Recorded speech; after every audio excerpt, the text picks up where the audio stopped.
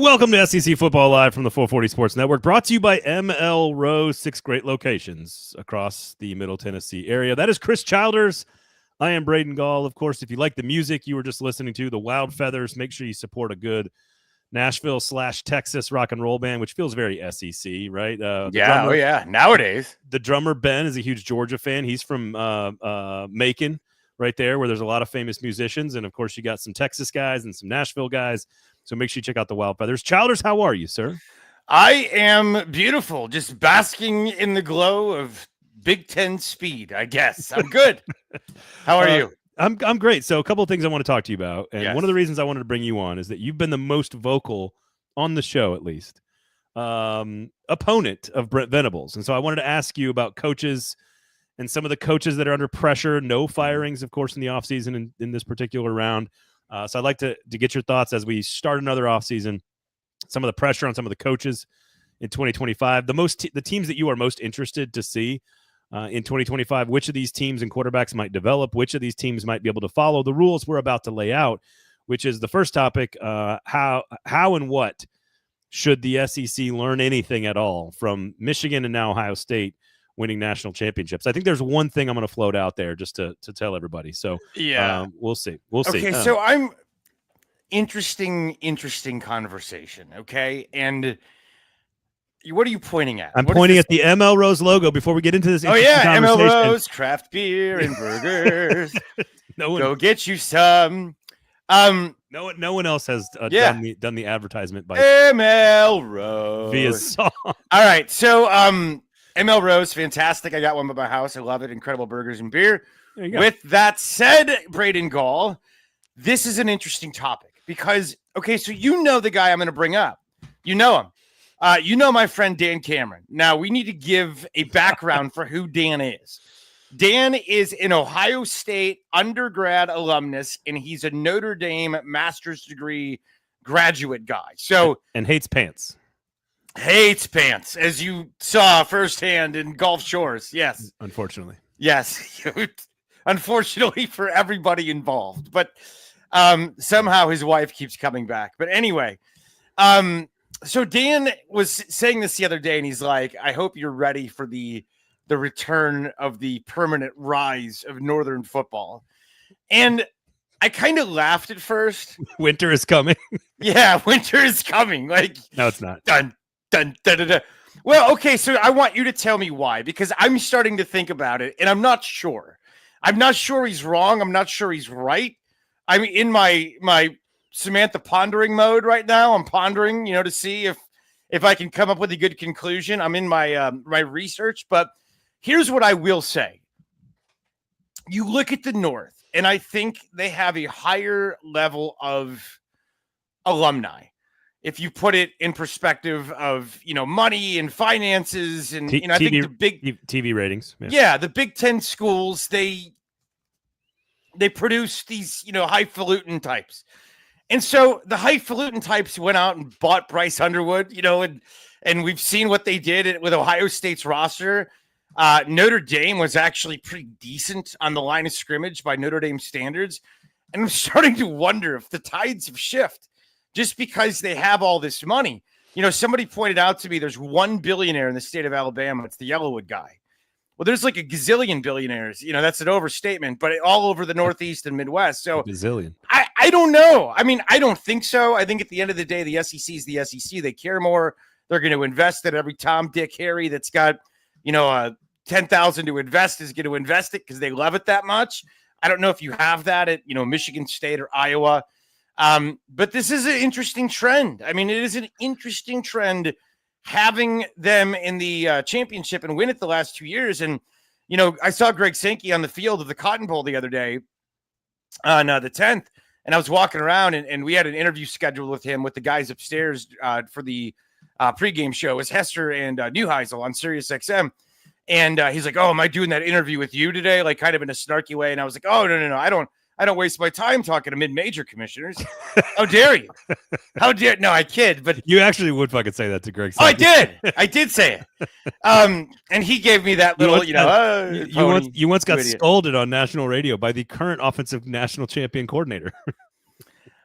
I did. Who is also don't. We have limited time here. We have limited time. He called me though on my daughter's birthday and apologized. Like 5 years later, in hindsight, it was beautiful. So our beef is dead. Well, and as soon as he trolled, as soon as he was trolling with the Jeremiah Smith motion touchdown, which is exactly what Devontae Smith did to Ohio State in the national championship game in 2020. Coaches don't forget; they have long memories. Not goldfish. Well, what do you think about it? What is the lesson? Honestly, I think there's one thing to learn from what Ohio State and Michigan did specifically. Go ahead. That I don't think is tied to regionality or conference supremacy. Mm-hmm. I think what they did. Because everyone is doing the roster management puzzle slightly differently. They all have their own technique. There's too many different moving parts for them to all be sort of the same. What Michigan and Ohio State did is not relevant to the North or the South. What they did, in my opinion, is pay their best players to stay put. And I think that is like Georgia, for example. How many of those players are going to get drafted this year? Mm-hmm. And I don't have it in front of me, the underclassmen, whether it's Jalen Carter, Malachi Starks, Mykel Williams. You go on and on down the list. How many of them are underclassmen? How many of them are like fifth-year players? How many of them could have gotten an extra year? And Michigan paid players off a team that had gone to back-to-back playoffs and lost to come back a final time and give it another run, and they finished the deal. And I think Ohio State, they did something else. They recruited at an elite level, a little bit better than Michigan, closer to Georgia and Alabama. They hired They hired proven commodities at key positions. Caleb Downs, Quinshon Judkins, like guys that, Judkins, again, was a starting number one tailback at an SEC powerhouse team that almost made it to the playoff. He was a number two running back. Yeah, I think he should have been MVP of the game the other night. He was amazing. So I think only taking high-level transfers that are proven when you recruit at an elite level and then paying your proven commodities to come back, I think that like Texas is trying to do that. Penn State's trying to do that. I think Georgia clearly decided Carson Beck is not worth us paying to have him come back. We would rather go at it with a different player. And that may be the right decision. I don't know. But I think the lesson from the 2 years, I think they're two separate conversations. Is NIL roster management, the House settlement, all this new stuff, is that going to create potentially some competitive balance in which programs in the North can gain some ground on the South? Sure, that's fine. I got no problem with that. I think it's probably the powerhouses, the ones that have all the money, to your point, and the passion. Mm-hmm. We know who they are. I don't know if Wisconsin has a big enough alumni base to pay to all of a sudden have Ole Miss level talent. I don't see that. And Ole Miss, again, is like the 9th or 10th best program in the SEC. So I don't see that happening. And then there's the Michigan Ohio State thing, which is they paid veterans to come back and compete at a high level and win a championship.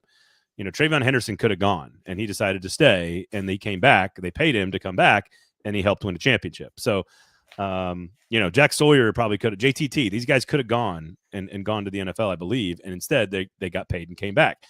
And so I think that's the lesson here for me from the last 2 years is stay the course. Like keep recruiting like you do Alabama, LSU, Texas, Georgia, A&M, Tennessee. So my question to you, keep recruiting, but supplement with some houses. If until the House settlement and all that goes through, and we're in this version of college football, and maybe it happens really soon, and we have some sort of framework here. But until we do, I just always kind of worry about. So at Alabama, for example, I'm enrolled in grad school there, and I get emails from Greg Byrne, and it's like, "Hey, chip in this. Like, we need everybody now because we've gone to the well too much." We've gone to, Johnny Big Money Booster too much.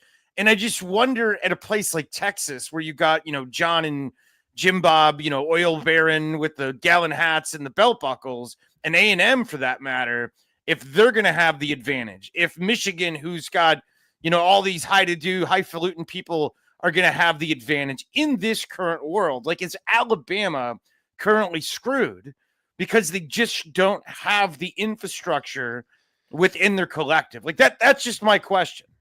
And I see you saying no way. I don't think it's no way. I think I understand what you're kind of saying. It's like, I hope you're right, to be honest with you. Yeah. Does the financial incentive actually, I don't know, re-level the playing field? I don't think that's true. I think there is going to be, here's what I think. Do I think the top tier teams that could win 3 or 4 games in the playoff, which for the longest time has included 6 or 7 SEC teams and only 1 or 2 in other conferences. You had Texas and Oklahoma in the Big 12. You had Florida State and Miami, maybe Clemson, obviously, in the ACC. You had Ohio State, maybe Michigan and Penn State in the Big 10. You had USC, maybe Oregon in the Pac-12. You didn't have 6 or 7 or 8 programs.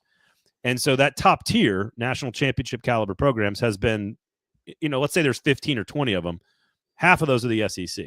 Do I think there are more now capable of being in that group because of money? I would point to Nebraska. I would point to, Washington. I would point to, I think there are more that can now compete on that tier, but there's more SEC teams that can compete on that tier as well. But won't that more resemble the college football that you fell in love with? Like that college football that had a little bit more, you had a little flavor of the Midwest. And because for a long time, and I know I'm preaching into the wrong choir. I get it. I'm on an SEC podcast, but not you. They're an evolved group. Yeah. Good. Yeah. They're the ones who understand the joke when I say, well, look, it didn't go well for the SEC last time they had to pay their free labor force. Like, they get that joke. You know what I mean? Like our audience gets that joke. Nice. They can laugh at that and themselves and the South and the complicated history of the Southeastern region, Yes. Very complicated indeed, the Southeastern part of this country. But, my whole thing is this. I think college football is better. When I was growing up and, today's the funeral of Bill McCartney, when Colorado in the 90s and Georgia Tech and Nebraska and, Notre Dame and Washington, I just thought it was a better product. I thought it was more fun. It was more regional. You still had your great teams in the Southeast. Maybe we'll never get back to that moment because I think the Southeast has just evolved and give Mike Slive and Greg Sankey a lot of credit for that. And Roy Kramer, Roy Kramer certainly deserves a heaping help of praise for setting the foundation for the SEC that we know today. But, I just think having a Michigan consistently being in the mix and not being what they were the last 20 years, Ohio State, the thing about Ohio State that's weird, they won the title the other night. I think it's only their 3rd title since 1970. Like, think about that. Yeah. Well, and Michigan only has the entire conference. This is why I think the reports of the demise of the SEC are greatly exaggerated, Your Honor. The Big Ten as an entire conference has not had a team not named Ohio State win an outright championship since like the 60s. Mm-hmm. And Michigan last year was the first one. It also took 3 years of going to the playoff, a special collection of talent that's been drafted, a Hall of Fame level coach in Jim Harbaugh, 10 years to build it and get to it. So I think that the whole idea that the SEC is going to kind of all of a sudden, be concerned about, like, I think you're right. It's USC now and Michigan now, and there's a few more teams that can win a national championship. But we can go right back to last year, and this is one of the lessons from this tournament as well. Georgia last year, I'm sorry, you don't want to play that Georgia team in last year's tournament. Like I thought they were better than Florida State. I thought they deserved to be in. I didn't know who to take out, but you put that Georgia team in as a 5 seed last year, and give them Texas's run where you got to play like number 16 and then number 12. Georgia's playing where Texas was, and they're playing in the national semifinal. Last year's 15 and their 5th ranked team or whatever. Their only loss was to Alabama in the SEC championship game. Those types of teams are going to do very well, which is what Ohio State is. I still think there's more of them in the SEC. Like there's more teams that are going to care. They're committed. What water finds its level, man. Sure. And if you're Auburn, you're not going to put up with this. Yeah. Tennessee is not going to be okay with just making the playoff. LSU's not okay with Brian Kelly going 9-4. Like they're not. And Alabama's not okay with 9-4 Kalen DeBoer. Like they're not. And so like right now, Florida's not even good. I mean, they bounced back, but like Auburn and Florida, 2 teams that won national championships in the last 20 years, aren't even relevant right now. Yeah. The Big Ten has nothing like that. No, I know. Nor does anybody else in any other conference. Like I guess I've been wondering even a little bit more lately as to the timing of Nick Saban's retirement. When Saban left, it was, he can't be Saban anymore, and he can't be the process. And the kids right after the playoff game came to him and asked him, playing time and money and NIL. And I'm just wondering if it's not that he couldn't have the process anymore. It's that Alabama didn't have the resources to back him. I don't know about that. And so he was, okay, say that, but I'm telling you, I get the emails. I was at the Tennessee-Florida game, and Tennessee has one of the biggest collectives and budgets in the country. And it doesn't stop you from asking for more. Like they were asking for more in the stadium. Hey, please donate. No, I know that. 10%. I'm just saying, like Greg Burns said specifically, he's like, I can't, and he even told me, I can't keep. He's like, he said this specifically to me. He's like, these rich guys that I keep asking for money, they didn't get rich by accident, and they didn't get rich by giving their money away. So they got rich to give their money away to a college football program now. Well, in the Southeast, which is why I think the SEC will be fine. Right. I think this is all trending towards obvious payrolls, and when we get to that point, it's going to be different.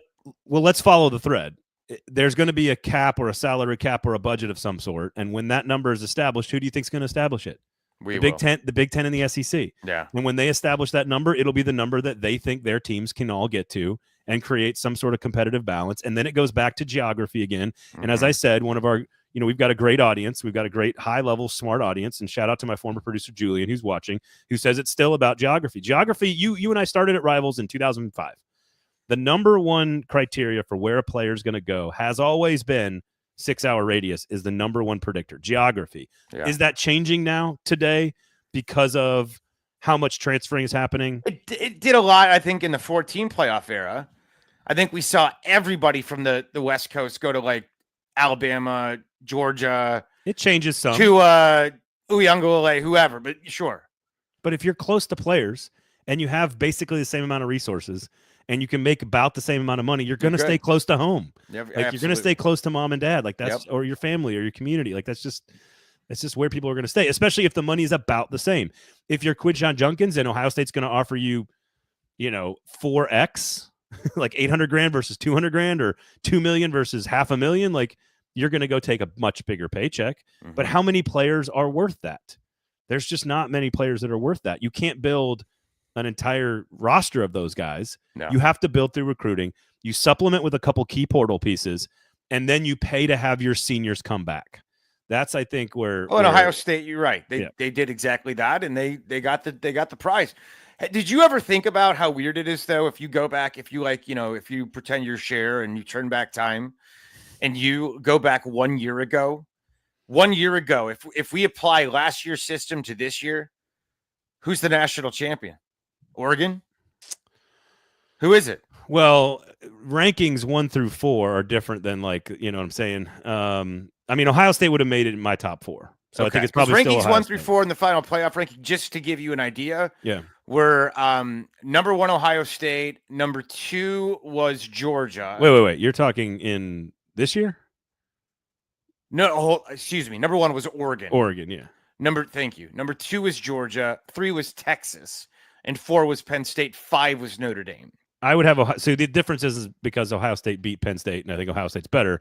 I would have had the same 3. I would have had Oregon, Georgia, Texas, Ohio State. So you ultimately think Ohio State would have won it no matter what? I think so. Yes, okay. because Georgia's quarterback injury number 1. Yeah. I would have moved them down to 3, and Georgia and Texas played, so I'm not going to pick Texas there. And Ohio State and Oregon played, so I just Ohio State was a 90% blue chip ratio. That's more than anything Alabama ever had. That's more than Georgia ever had. That's more than Clemson. That's more than 2019 LSU. They had the highest blue chip ratio of any team that's won the title. Which is why Ryan Day's pressure was. Well, that, by the way, we're on an SEC show, so I got to say this. Yeah. Shout out to Ross Bjork. Yes. Whose 2 biggest resume bullet points prior to winning the national championship on Monday night were the Hugh Freeze debacle at Ole Miss and giving Jimbo Fisher a guaranteed contract. That he did. And then what he did is he's the one who actually, I forgot about this, Chowders. He's the one who put all the pressure on Ohio State in the summer, letting it leak that it was a $20+ million roster. He's the one who did all of that. Yeah. But sometimes it works out. Ross Bjork. Ross. I'll tell you what, he's like the Ed Hockley of athletic directors. Have you seen him? Oh, lately? He's got some pipes? Oh, my God. He is chiseled. Hey, I take it all back, Ross. I was just kidding. He's a mountainy little man. I'm terrified of him. Yes. I ultimately, that's like, I was looking at Georgia, and I think Texas, like if Texas could bring back all those offensive linemen, right? Like you need a team that's so good and so close that recruits really highly and then figures out a way to select 2 or 3 or 4 critical sort of game-changing portal pieces, Caleb Downs and Quinshon Junkins, let's say, after a great recruiting for 4 years, and then pay your seniors to come back. And that's my lesson for the last 2 years. It has nothing to do with North versus South. It has everything to do with what Michigan built for years and what Ohio State did in reaction to Michigan building for years. Yeah, no, you're right. I think that's a great, fair, reasonable assessment in the moment. Yes. All right, you could be on the beat. I want to talk 2025 sort of surface level here. If you're on the beat, I just want to know which teams are most interesting to you in this conference. You can go with quarterback, you can go with coach, you can go with team, you can go with expectations. Yeah. I just want to know who you want to cover, who you're excited to talk about for the next 8 months, since that's all we're doing about these teams. Well, I could start locally and say that I'm actually kind of curious about Vanderbilt with Pavia and the fact that he got the waiver and they got a new stadium. Like, are they actually going to be kind of good and live up to an expectation and like drum up a little excitement for this program and Clark Lee? I mean, I'll believe it when I see it, but I think it's kind of fun. I mean, Diego Pavia certainly kind of got everybody excited. And I mean, how about the fact that, you talk about an interesting beat. The Florida Gators were a team that everybody had written for dead. I mean, he was done. I mean, when they lost that game to Miami, you could have, wrote the obituary for the coach and for Billy Napier. But you think about what happened since losing to Texas A&M. They won a couple of games in the league. They played Tennessee pretty damn tight. And from that moment on, they seemed to be a more competitive team, Texas game aside. But they finished off with that win against Ole Miss and against Florida State. He saved his gig. He won 8 games. I'm really curious to see if that continues to build. And, oh, my God, they've got a coach. They had to be patient. It's happening. It's flourishing. Their culture is set in stone. Or are they going to take another – are they going to go back? I think they're kind of in a fragile position. But I think everybody's kind of curious to see what's going to happen. And then, also locally, what the hell is Tennessee? I think covering Georgia's quarterback position is fascinating. I think really more than anything, you mentioned them as far as, Texas and bringing everybody back. But, I mean, I don't think there's going to be any program that's got a bigger spotlight. The fact of the matter is you have a quarterback that took you to the last 2 college football playoffs that essentially was told it's time to go. You had a nice run, but now it's Arch time. It's Manning time. And, I think about Arch Manning. I can't imagine what a young kid like that is thinking every single day, because the weight of the world of Texas football, and that's a hell of a weight, is on his shoulders. And everybody thinks that he's going to come in and be, I mean, you're essentially assuming that he's better immediately than Quinn Ewers. That Arch is sat, he learned, he did his thing, the agreement was met. Archie and Cooper and Peyton and everybody's happy. Eli's thrilled. David Cutcliffe's happy. Oh, everybody's happy. Do you know who? And we did this on the show last, because I think Quinn Ewers' legacy is going to age actually pretty well. And where do you think he plays next year? NFL, I guess. I don't think so. I think he. I think he comes. No, it's possible. What's interesting is the transition. Alabama. The transition quarterback is always sort of not appreciated in the moment. Yeah. And then you look back as a fan base, and I've done this whole spiel, so I don't want to do it again. But like Hendon Hooker is the transition quarterback that got Tennessee from mediocre to Nico. I think that's Quinn Ewers is going to be that guy. Taj Boyd was that guy to get Clemson from mediocre to Deshaun Watson. You can see these pieces over time that sort of fill this gap. Is Arch better than Ewers in your opinion? Yes. And what's fascinating is when I looked at this, and this doesn't mean any. This is not like, I'm not saying this is the take here, but it is interesting to me that if you look at who is number 1 all time in Texas history in terms of quarterback rating and yards per attempt, so like two efficiency metrics, with at least 50 pass attempts, almost 100 pass attempts, who's number 1 all time in those 2 categories? Is it Arch? Arch Manning. Okay. So I'm not suggesting that's actually a meaningful stat. I mean, but I found it interesting. Yeah, that's in that state. That's not like doing it in Idaho. I mean, I found it interesting. Yeah, that's interesting. That is. So I don't know. It'd be interesting to see Quinn go to the SEC. That would be delicious for content. Alabama. They got a major quarterback battle with the true freshman Georgia and then the other 2 kids. So here's my answer to that. I have Florida circled big time on my list. And what are the things you need for an interesting story? You need some conflict and some tension, which is Billy Napier v. the athletic department v. itself. Yes. I don't know. Yes. Yes. Boosters v. athletic department. There's all kinds of tension. They're tied up with Todd Golden right now. I mean, Yes, it's a whole scene. Yeah. You have a potential superstar quarterback who's young and kind of unproven, but still lots of upside in DJ Lagway. Yeah. And you have expectations, which is a team that is on the outside of the playoff conversation, but I guarantee you when we get to preseason time, Florida's a preseason top 20 team. And a preseason top 20 team has playoff expectations, which is the new phrase. Like anybody in the top 35 should have playoff expectations. Sure. Honestly. Sure. So I think Florida's absolutely a big one. I think LSU is huge. Mm-hmm. LSU is fascinating to me. Year 2 of Blake Baker. You get Harold Perkins back. Garrett Nussmeier came back. They're going to be preseason top 10 probably. Yeah. It could be an uncomfortable beat, though. You know what I'm saying? There are what do you need? You need tension and expectations and talent. And could LSU has all of that. A little chafy beat.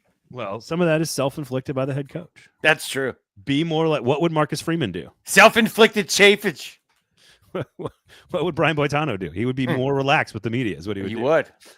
So I think LSU is at the top. And then Auburn with similar things. There's tension, there's talent, and there's expectation for different reasons at Auburn. I think Jackson Arnold's really good. I think the receiving core is really good.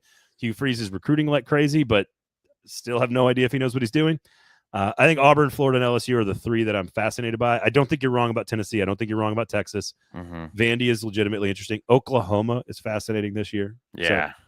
Don't you kind of feel that the Oklahoma, like, I feel like Mark Andrews' game the other day, speaking of Oklahoma for the Ravens, kind of indicative of where that program's at. You know, he's an Oklahoma Sooner. That it just they're a drop. They get to the SEC. That program, when they got invited to the SEC, was crowing. I mean, they were crowing. They had Kyler Murray. They had Baker Mayfield. You could not be a bigger pile of poop right now.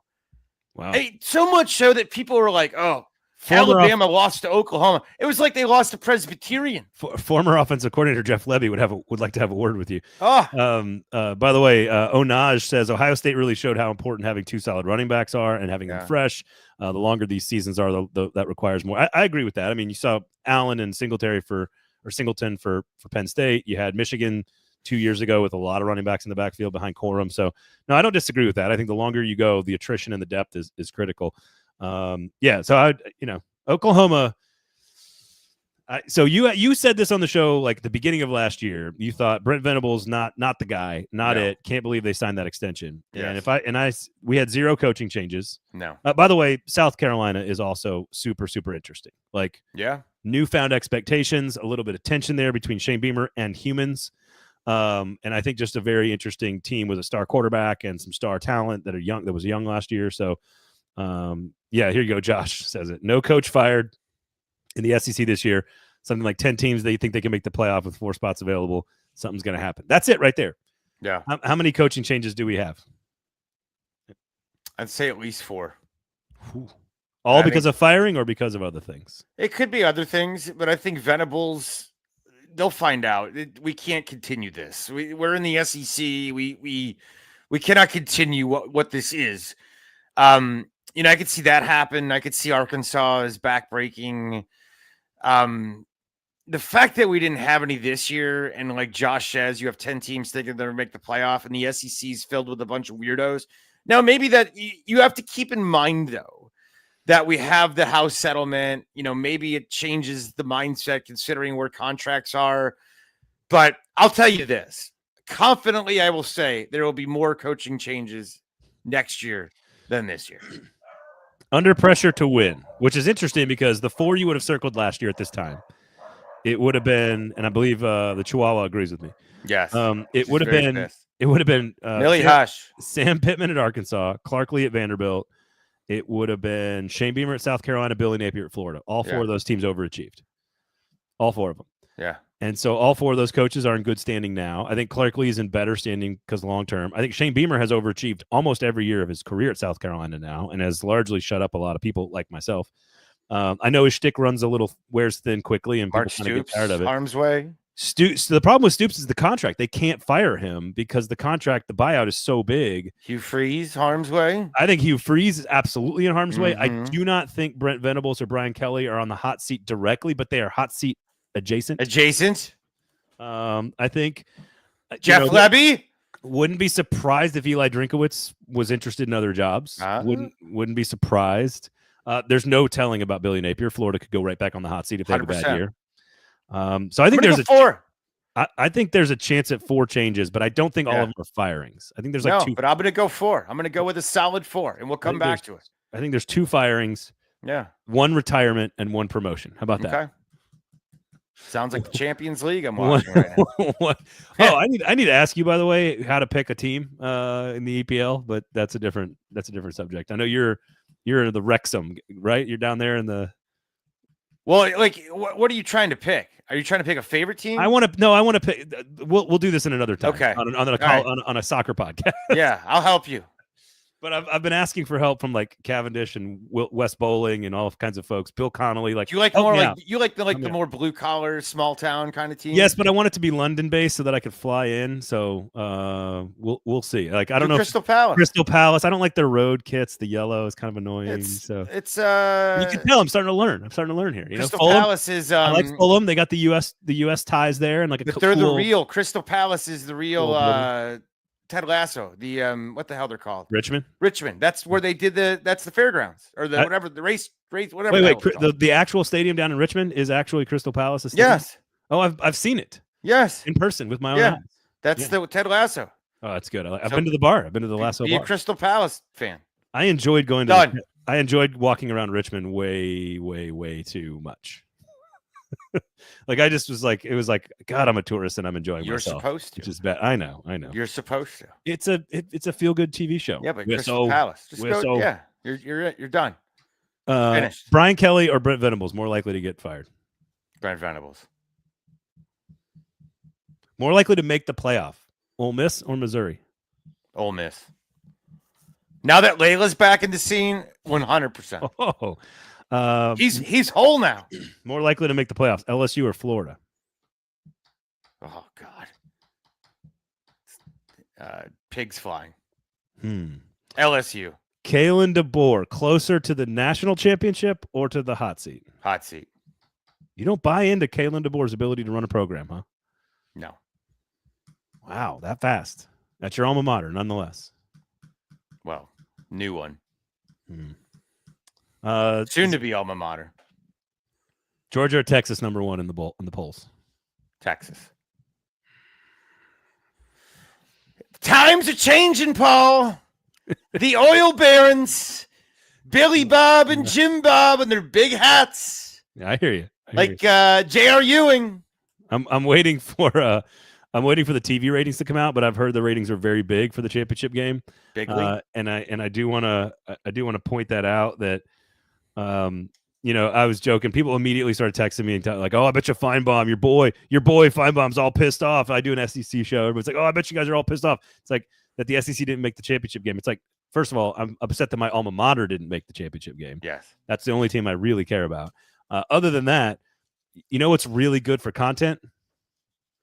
Well, yeah, and you're doing God's people getting work. Pissed off. You're doing God's work. You now cover mid-major football. I know it's a group of 5 conference. Yeah, I'm proud of you. Yeah, I'm kidding. I've been saying that. I've been taking every jab I can at Sankey. Why not?